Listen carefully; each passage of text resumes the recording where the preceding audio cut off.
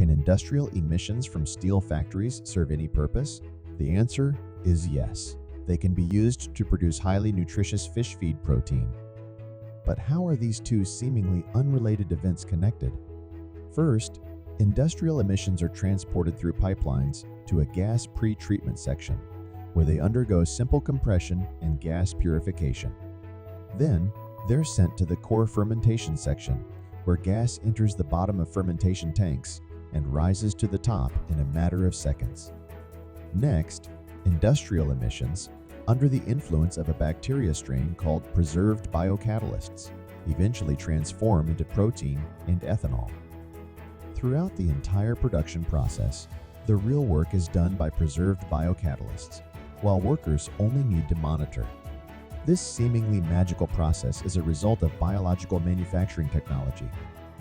As a new productivity booster, the opportunities in the biological manufacturing industry are limitless, and the curtain has only recently been lifted on its development in China.